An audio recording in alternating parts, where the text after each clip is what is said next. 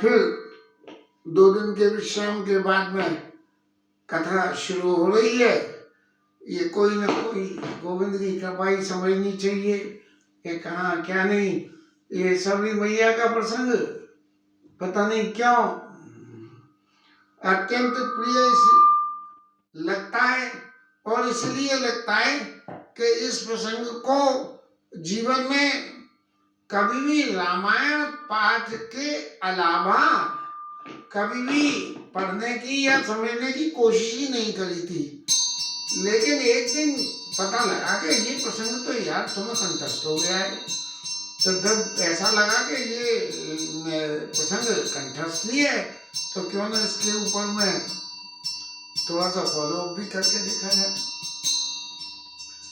अब इसी सिलसिले में गृहस्थ के जीवन में कितनी कितनी कठिनाइयां आती हैं और कैसी कैसी परिस्थितियां पैदा होती हैं कि जिनमें गृहस्थ धर्म का निर्वाह, पारिवारिक धर्म का निर्वाह और इंद्रिय धर्म का निर्वाह, इन तीनों बातों में बड़ा आपस में कॉन्फ्लिक्ट सा पैदा हो जाता है।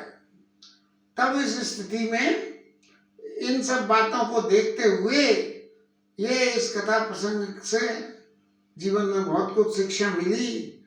और सही मायने में तो कहना चाहिए चित्त में भले ही असंतोष रहा हो, लेकिन परिणाम तक चित्त में संतोष पाके और मैंने लाभ उठाया।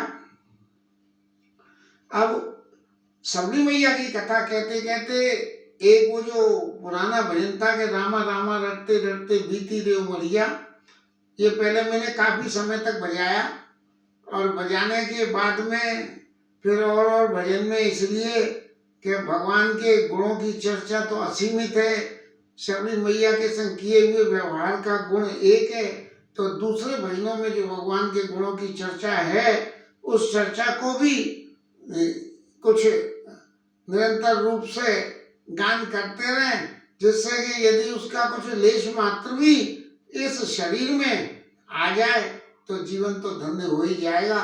बाकी तो सही मायने में देखा जाए तो ये कथा का प्रकरण मेरे व्यक्तिगत जीवन के लिए तो कहा जाए तो ये कहूँ कि समय गुजारने का साधन है, क्योंकि चित्त में ये निरंतर संकल्प है कि कभी जीवन में सार्वजनिक रूप से इस कथा करने का नंबर आया और कहीं गोविंद दूसरों को सुनवावे इस कथा को YouTube के अलावा लाइव में, तो उस परिस्थिति में कभी भी कोई दक्षिणा स्वीकार न करना और व्यास आसन पे अपनी तरफ से कुछ दक्षिणा देके ही आना, ऐसा संकल्प मन में बराबर पैदा होता है।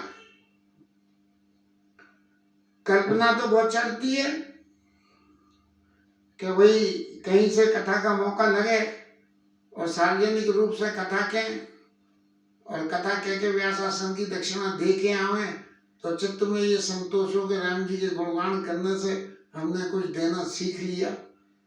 इन्हीं परिस्थितियों के साथ आज की कथा शुरू करते हैं और सबसे पहले वही भजन रामा रामा रटते रटते।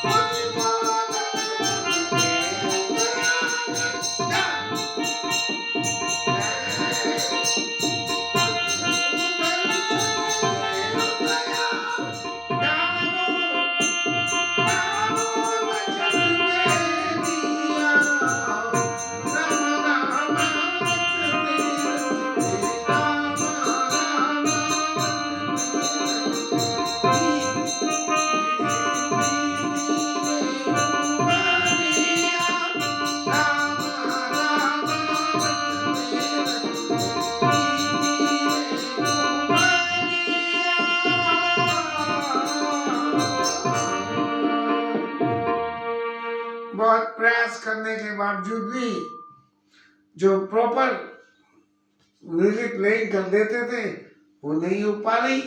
राम जी की इच्छा नहीं है और सबरी मैया की नकल हम कर नहीं पा रहे हैं। अब सबरी मैया भगवान के सामने हाथ जोड़ के खड़ी हो गई, पानी जोड़ आगे वही ठाड़ी और कई विधि स्तुति करो तुम्हारी। प्रभु मैं आपकी स्तुति कैसे करूं? अब स्तुति करने के लिए गुरुजी महाराज ने जो ज्ञान दिया, गुरुजी महाराज ने तो एक ही ध्यान दिया कि संतों की सेवा करना, भगवान के नाम का जप करना और यहीं इस स्थान पर बैठे रहना, भगवान तुम्हारे पास अपने आप ही आएंगे। ऐसा आशीर्वाद करके उनके गुरु मतंग ऋषि अपने भगवान के धाम को चले गए और उन्हीं की उसी श्रद्धा से सबरी मैया उसी स्थान पर बैठे बैठे और भगवान का ध्यान करते हुए, ऋषियों की सेवा करते हुए और इंतजार करने लगी। और जब उसको ये पता लगा कि यह दंडकारण्य में भगवान पधारे हैं, जब भगवान पधारने की खबर मिली तो फिर तो मेरे घर निश्चय रूप से आएंगे। सांसारिक रूप में कोई हमारा मिलने जुलने वाला हमारे निजी के संबंधी के पास आवे तो हमारे चित्त में भी कल्पना होती है कि वो अब जो हमारी कॉलोनी में आया ही है, पड़ोस के 2 मकान छोड़ के आया है, तो वो निश्चित ही हमारे यहाँ भी आवेगा। ये तो इंसानों की बात है, लेकिन भगवान तो ऐसे है कि अपने भक्तों के घर बिना बुलाए पहुंच जाते हैं। ऐसे में सबरी मैया के घर भगवान पधारे, सबरी मैया ने सम्मान करा और भगवान को जो है खाने के लिए बेर दिए गए।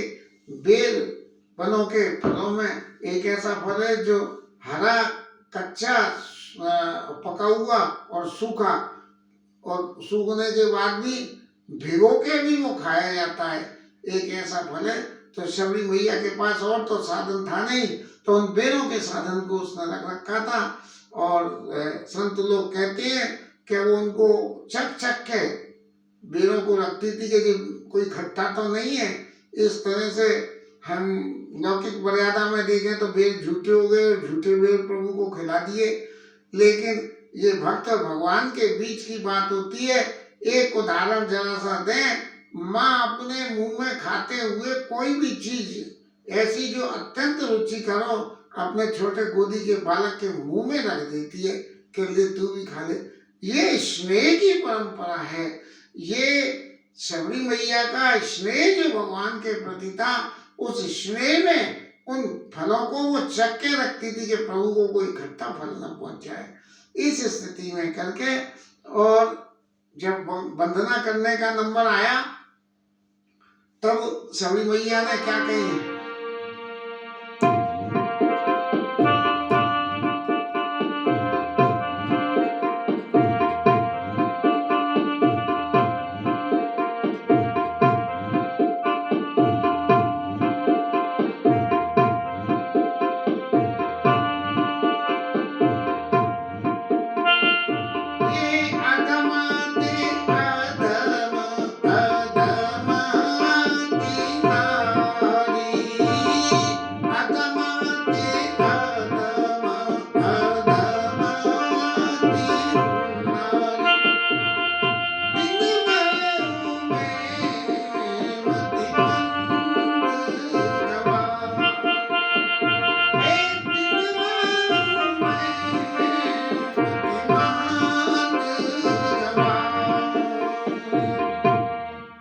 महाराज ने अधम में भी कैसे, उन अधमों में भी जो अधम हो, ये भक्ति की पराकाष्ठा होती है।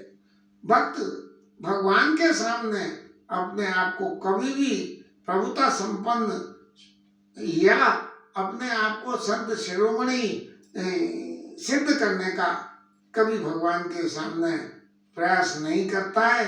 लेकिन ये सभी मान्यताएं समय के हिसाब से बदलती चली जा रही हैं। आजकल जो चूंकि ये राम कथा करते हैं तो जो हम कहते हैं उसमें हमारा तो कुछ भी नहीं है। हम भी कहीं ना कहीं से भगवत चरित्रों को सुन के और सुनने के बाद उनको जो हृदय में रह जाए वो भगवान के सामने जो है वो प्रकट कर देते हैं। और उस स्थिति में ऐसा दर्शन होता है कि वक्ता लोग जो है अपने आप को भगवान के सामने भी सिद्ध करने के लिए कुछ कुछ ऐसी बातें कहते हैं। किसी का व्यक्ति विशेष रूप से नाम लेने से कोई फायदा नहीं है, क्योंकि वैष्णव निंदा का अपराध होता है। लेकिन ये शरीर बड़ा, या कहना चाहिए जिब्या बड़ी खराब है, जो इतना सत्संग होने के बावजूद भी कुछ एक बात जो नहीं कहनी चाहिए वो कह जाती है। तो शबरी मैया कह रही है अधम ते अधम, अधम अति नारी। अधमों में भी अधम, उनमें कैसे कि नारी शरीर को अधम माना गया कि नारी शरीर को ब्रह्मत्या का दोष है, इसलिए अधम। तिनमऊ में मतिमंद गमारी, मतिमंद हूं और गमार भी हूं। कहीं शास्त्र का ज्ञान नहीं हुआ, कुछ नहीं हुआ। अनसुईया मैया ने सीता जी को उपदेश दिया, पति सेवत शुभ गति लई, जस गावत सुत चार, अजय तुलसी का हरे प्रिय। कि ये स्त्री शरीर जो है ये अधम शरीर है। क्या है,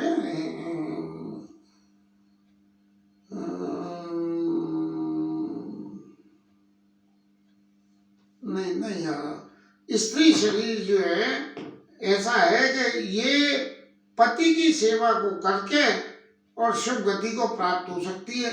लेकिन शबरी मैया ने तो विवाह नहीं किया, तो इसलिए अधम ते अधम, अधम अति नारी।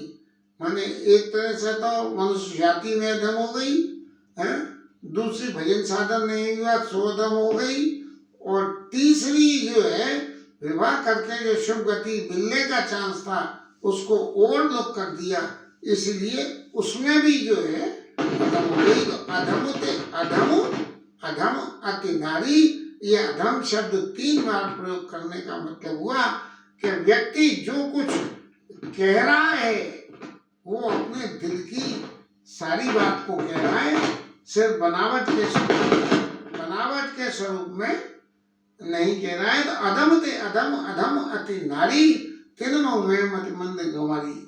जब प्रभु ने ये दीनता की भाषा शबरी मैया की सुनी, और इस भाषा को सुनने के उपरांत प्रभु ने कहा कि कह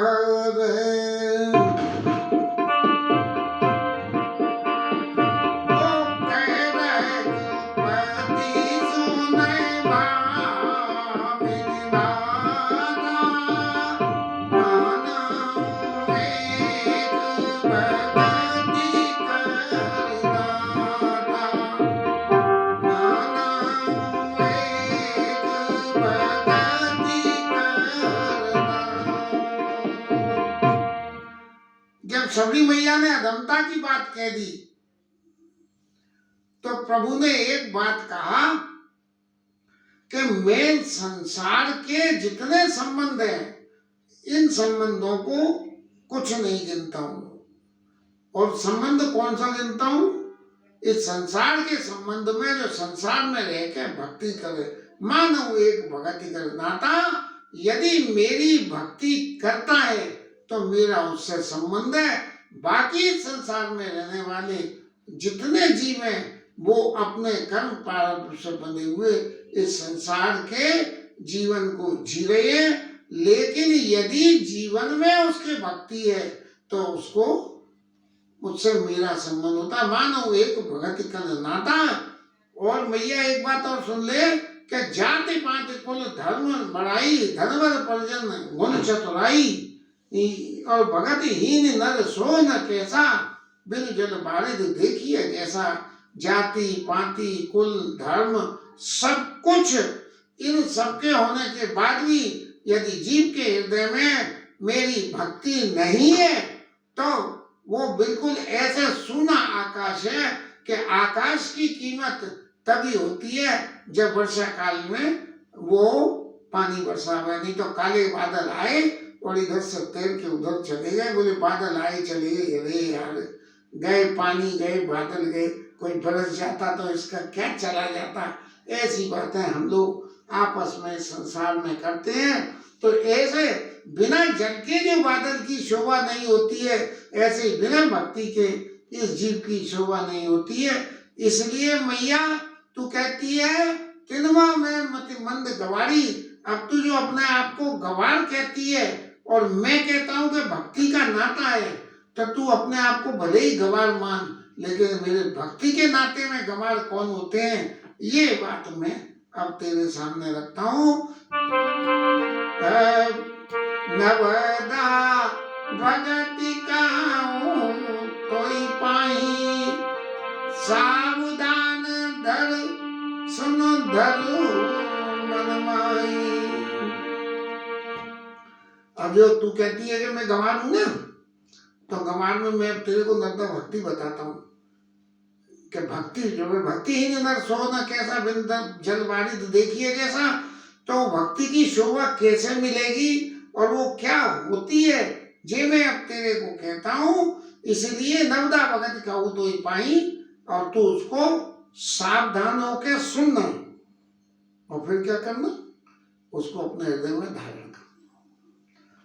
ये जितना सत्संग है, इस सत्संग को हम एक कान से सुन के और पल्ला झाड़ के उठ जाएं और जीवन में से उसका कुछ अंश भी धारण न करें, तो ये ठीक है कि ये सत्संग शरीर तो सुनता ही है, सत्संग मन भले ही सुने ना सुने, सत्संग में जाओगे तो सबसे पहले ये शरीर सत्संग सुनता है। शरीर सत्संग सुनने में जाओगे, आसन पे बैठोगे, मर्यादा रखोगे, पान गुटखा तंबाकू खाने वाले इतनी देर कथा सत्संग में बैठेंगे तो वो कुछ नहीं खाएंगे, ताली भी बजाएंगे, भगवत नाम के गुणगान के कुछ शब्द तो बोलेंगे। तो सत्संग में जाने से पहले ये शरीर सत्संग को सुनता है, और शरीर जब लगातार इस सत्संग को सुनेगा तो उसके बाद में इस मन में उस सत्संग को जगह मिल जाती है, फिर वो सत्संग अच्छा लगता है।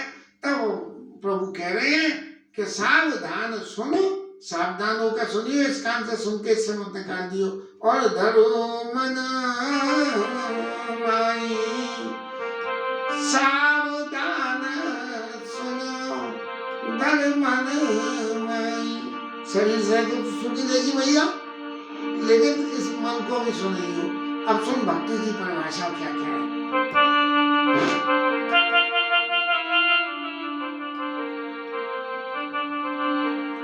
ओ प्रथम भगति संतान कर संगा, प्रथम भगति संतान कर संगा,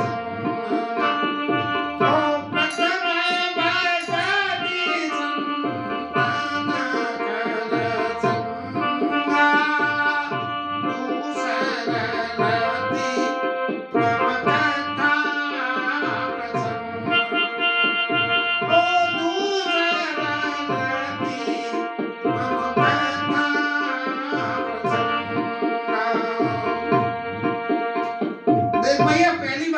सी है। पहली भक्ति है संतों का संग करो। अब ये मन क्या कहता है, बोले संतों का संग तो जब करूं जब मुझे पहचानो कि संत कौन है और असंत कौन है। और संत असंत की पहचान करने के लिए क्या होगा कि सबसे पहले गुरु चाहिए। तो गुरु ही तो बतावेगा कि ईश्वर कौन है, जीव कौन है, संत कौन है, असंत कौन है, ये सब बातें। तो पहले गुरु होना चाहिए। लेकिन यहाँ तो प्रभु कह रहे हैं कि प्रथम भगति संतन कर संगा, संतों का संग कर, और दूसरा रतिमम कथा प्रसंग, मेरी कथा प्रसंगों में अपनी रति मति और अपनी गति तीनों को लगा दे भगवान की कथा में। दूसरा रतिमम कथा प्रसंगा, मेरे कथा प्रसंगों में लगा दे। तो भैया क्या ये ठाकुर जी जो ये बात शबरी मैया के सामने कह रहे हैं, इसकी सत्यता की परख यदि हम करना चाहें तो कैसे करेंगे भैया। बिनु गुरु होई की ज्ञान, और ज्ञान की होई विराग बिनो, और गावई वेद पुराण सुख की लहिया हरि भगत बिनो। अब अगर इन दोनों को हम जोड़ दें तो गोस्वामी जी महाराज क्या कह रहे हैं कि बिनु गुरु होई की ज्ञान, भुषुंडी महाराज ने कही है कि बिनु गुरु होई की ज्ञान, बिना गुरु के ज्ञान नहीं होता, और ज्ञान की होई विराग बिनु, बिना विरागी के ज्ञान नहीं होगा। बिनु गुरु होई की ज्ञान, ज्ञान गुरु के पास चले जाओ लेकिन चित्त में वैराग्य नहीं है तो ज्ञान नहीं होगा। गुरु बिनु गुरु होई की ज्ञान, ज्ञान की होई विराग बिनु, और गावई वेद पुराण सुख की लहिया हरि भगत बिनु। एक फेज में तो गुरु का दिया हुआ ज्ञान और ज्ञान के संग में आपके चित्त में वैराग्य होए, ये तीनों बातें इफेक्टिव कब होंगी? गावई वेद पुराण, वेद पुराण ये ऊपर की लाइन की बात कहते हैं और फिर एक लाइन और होते हैं सुख की लहिया हरि भगत बिनु। इसका मतलब सबसे पहले भक्ति आवे और भक्ति आने के बाद वो जो है चित्त में वैराग्य पैदा हो, और वैराग्य पैदा होने के बाद में जब गुरु मिले तब ज्ञान हो, और फिर ज्ञान से आगे की कथा की भक्तियां अभी आती हैं सामने। तो इसलिए मैं प्रथम भगति संतन कर संगा, दूसर रति मम कथा प्रसंगा। अब संतों के चरणों में रति करने के लिए क्या तरीका है कि मेरे कथा प्रसंगों में, दूसरे रति मम कथा प्रसंगा, मेरी कथा प्रसंगों में रति करे। कथा प्रसंगों को सुनना ये एक बात है कि भाई सुन लिया, और कथा प्रसंगों की रति क्या हुई? कथा प्रसंगों की रति वो गति है कि कथा में यदि ये आवे कि आज हमारे ठाकुर जी का जन्मदिन है और ठाकुर जी का जन्म अयोध्या में हुआ है, तो हम ठाकुर जी के जन्म में यदि हमारी रति हो तो कोई बाल भोग का इंतजाम करें और ठाकुर जी की बधाई लीला गा के अपनी इस जिव्या को धन्य करें। तो गुरुपद में दूसरती मम कथा प्रसंगा, मेरी कथा में, मेरे प्रसंगों में, मेरे चरित्र में पहले रति पैदा करे। जब ये तुम दो काम कर लोगी मैया तो तीसरा काम क्या होगा? तीसरा काम गुरुपद पंकज सेवा। भैया जब ये दोनों चीजें तेरे अंदर मैया पैदा ही हो जाएंगी तब तेरे को गुरु अपने आप ही मिल जाएंगे। गुरु को खोजने जाने की जरूरत नहीं होती है। सदगुरु हमेशा सद शिष्य को खोजते हैं कि सद शिष्य मिल जाए, सद शिष्य मिल जाए। इस बात के लिए गुरु प्रयास करते हैं। शिष्य को कभी ये प्रयास नहीं करना पड़ता कि मेरे को गुरु मिले।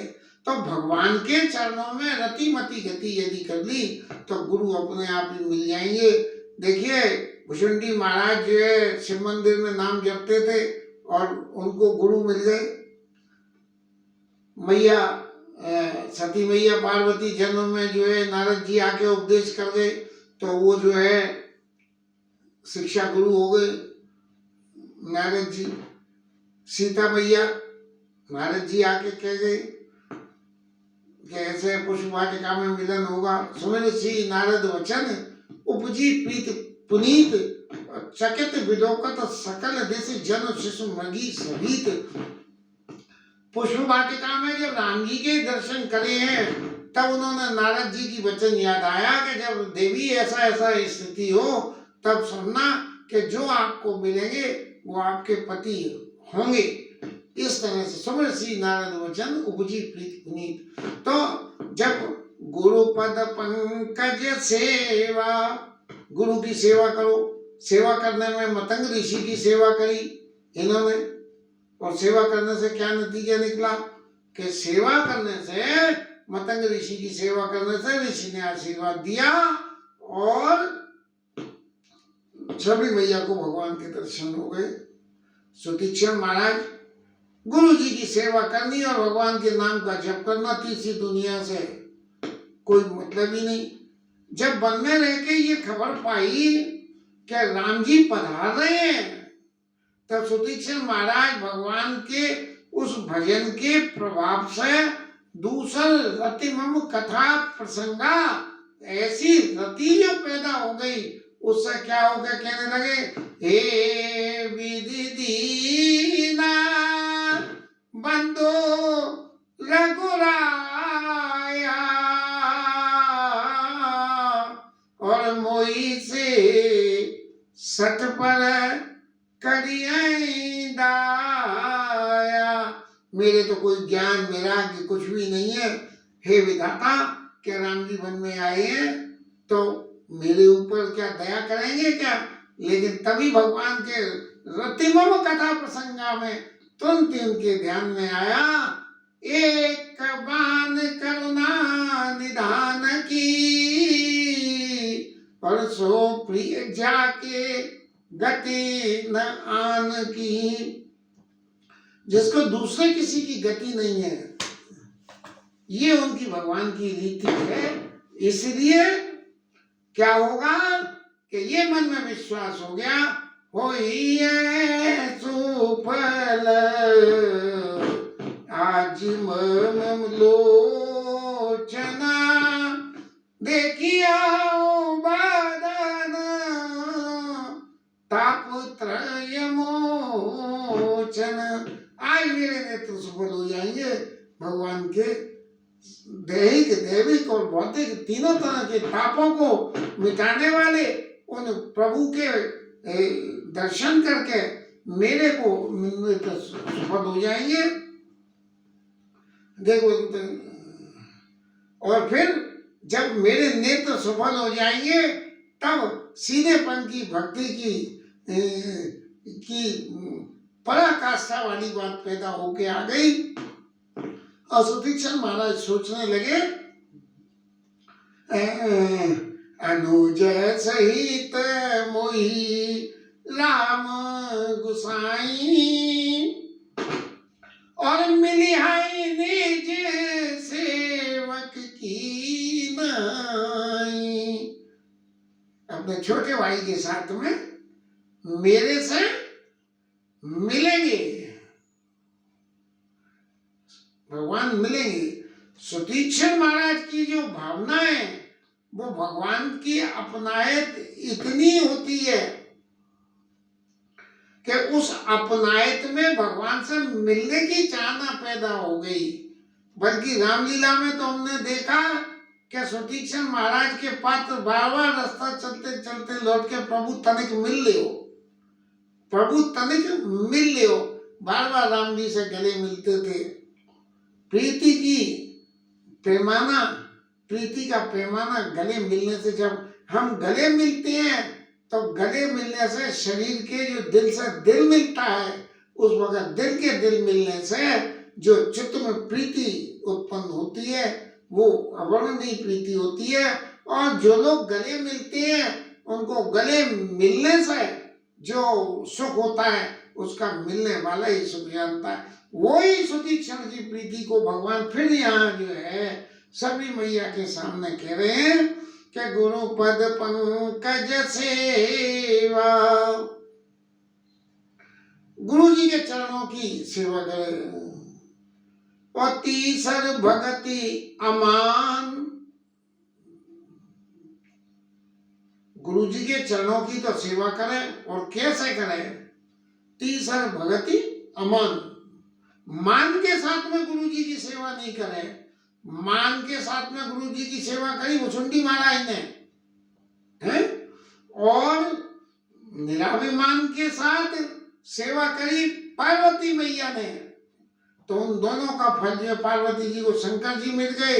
लेकिन मान के साथ गुरु जी की सेवा करने से भी गुरु के स्वभाव अत्यंत निर्मल होने की वजह से भुसुंडी महाराज को राम जी के दर्शन हुए, या नहीं हुए ये तो सेकेंडरी बात रही, लेकिन वो रास्ता मिल गई जब महादेव जी ने ये कहा कि अप्रतिहत और एक आशीषा मोरी अप्रतिहत गत हुई है तोरी, कि तेरी अप्रतिहत गत हो जाएगी, तेरे को कहीं भी जाने से कोई रोक नहीं सकेगा।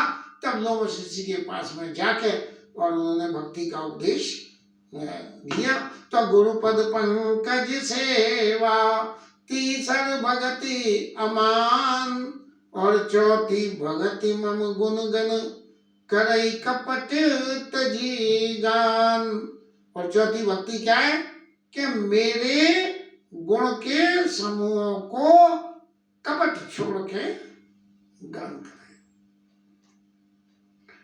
अब कपट सहित भगवान के गुणों का गान करना और निष्कपट भाव से गुणों का गान करना, इनके फर्क को यदि हम समझना चाहें तो एक बहुत छोटी सी बात आती है।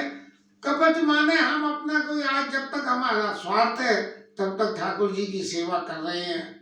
बोले क्या है कि भैया बड़ी विपत्ति है, बैठे बैठे रोज भगवान का कीर्तन करते रहो, और जैसे ही सिद्धि मिली नहीं कि उनके कीर्तन महाराज तुम अब अपनी रास्ता जाओ, हमें तो सिद्धि मिल गई, अब हमें क्या करना। तो चौथी भगति मम गुण गण, और करई कपट तजी गान। कपट छोड़ के लिए मेरे गुणों का गान करे। अब यदि हमसे कोई कहे कि भैया तुम रोज राम कथा कह के गुणों का गान कर रहे हो, मैं करई कपट तजी गान, तो हमें तो, मुझे तो व्यक्तिगत रूप से ऐसा नहीं लगता कि मैं कपट छोड़ के कर रहा हूँ, क्योंकि कपट छोड़ते ही भगवान के गुणों का गान करने में जो क्रिया है, हम उस क्रिया के विपरीत क्रिया कर रहे हैं। क्या विपरीत क्रिया? कि नादों के टाइम से आ गए और हो गए तो ठीक है, ठंड बहुत है तो नहीं, माला करने में ज्यादा सुख है, इसलिए आज की कथा रहने दो, आज की कथा कल कर लेंगे। हाँ, कोई ऐसी थोड़ी है, ये तो नित्य कथा है। तो ये जो कथा हो रही है, गुरुपद पंकज सेवा, तीसर भगति अमान, और चौथी भगति मम गुण गण, करई कपट तजी गान। सियावर रामचंद्र की जय, पवन सुत हनुमान की जय, उमापति महादेव की, श्री राय गरुड़ की जय, श्री राधा रानी की जय, जय